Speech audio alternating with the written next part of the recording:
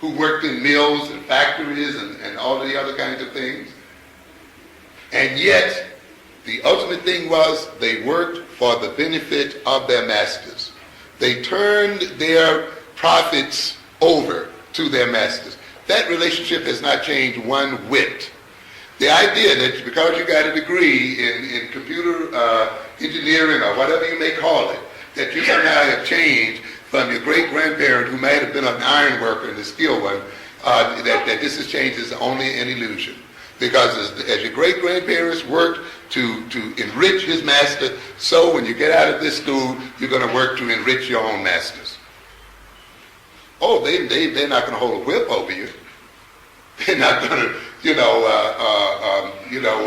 be as brutal perhaps, but the same essential relationship is going to be there. And therefore, it is the intention.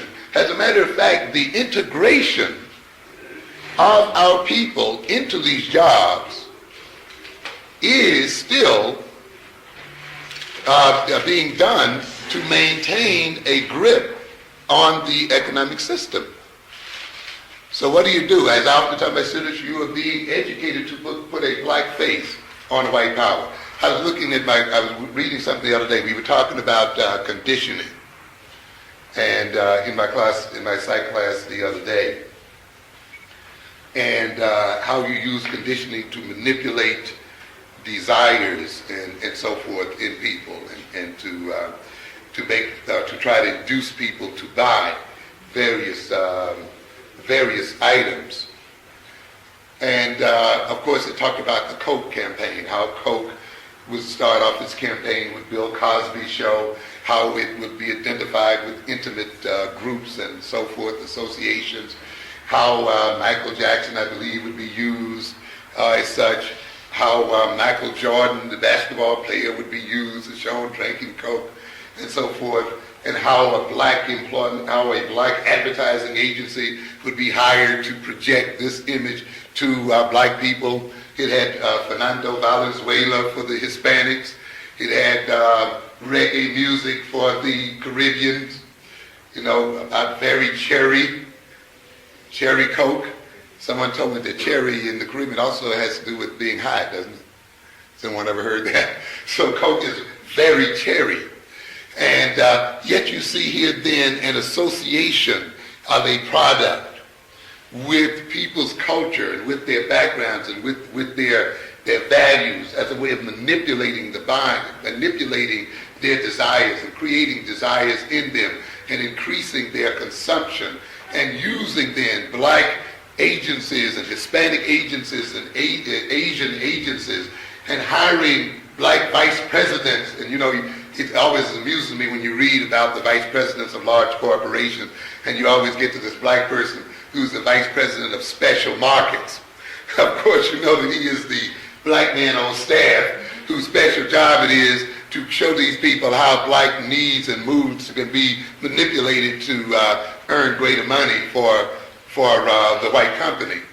So in the end, while you may point out that now you have black vice presidents and you have black advertising agencies and how far we've come, when you get down to the very bottom dollar, it is still the old game of extracting resources and money and everything else out of black people and using them to enrich the economic power and resources of Europeans. And of course, the Europeans found out that it works better when you put a black face in the position to do this. So ultimately, he maintains his economic control by projecting and educating black people to do it. It's the same old game as neocolonialism. I don't think there's no coincidence that you have neocolonialism occurring pretty much in parallel to so-called integrationism or assimilationism in America. The same kind of game is going on, putting black faces on white power, because when you look under that black face, you'll still see economic control and economic manipulation taking place. I was looking the other day, sometime back, I was reading in the New York Times about how many scholarships were available to black South Africans.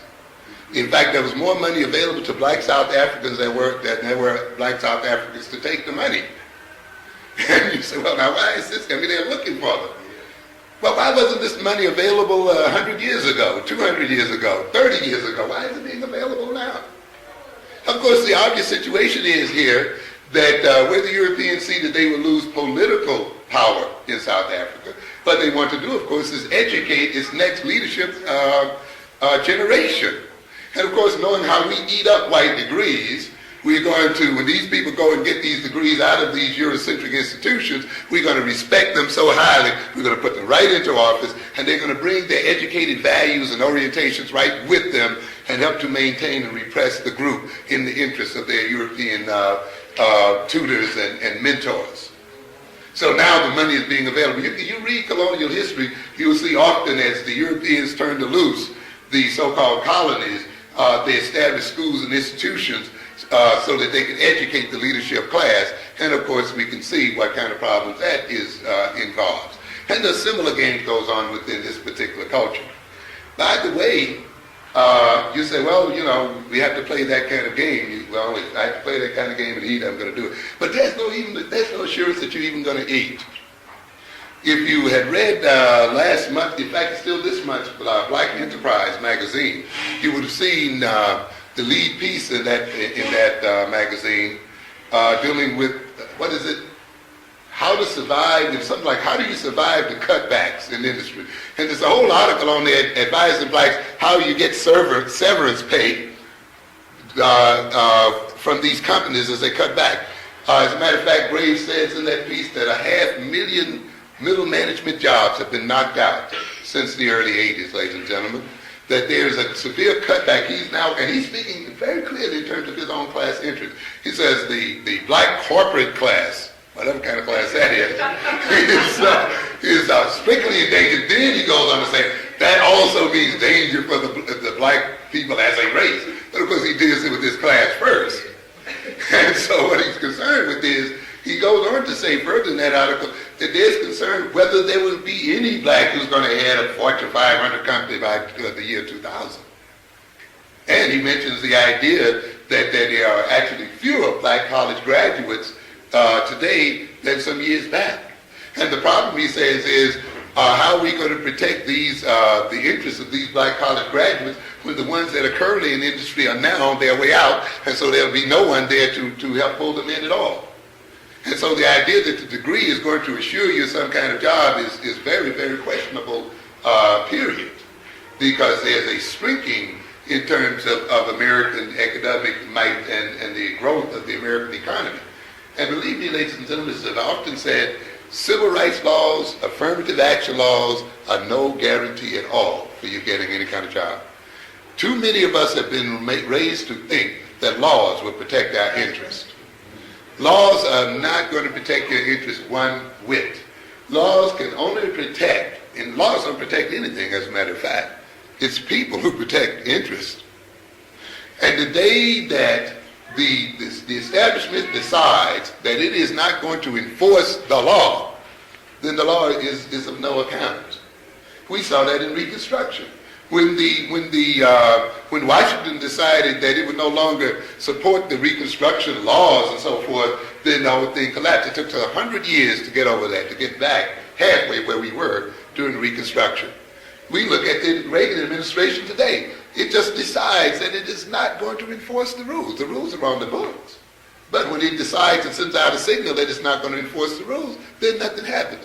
And believe this, ladies and gentlemen, if it ever gets to a point where there's a choice between the European feeding his child and feeding yours, no law in the world is going to make this man feed your child first. None whatsoever. So the ultimate thing is you cannot have faith in laws and things of this nature. You ultimately have to have power, real power. And to a good extent, you see, education ultimately has to be about that. Preparing a people and setting a people up to have real power so that they can protect their biological and other interests in times of stress.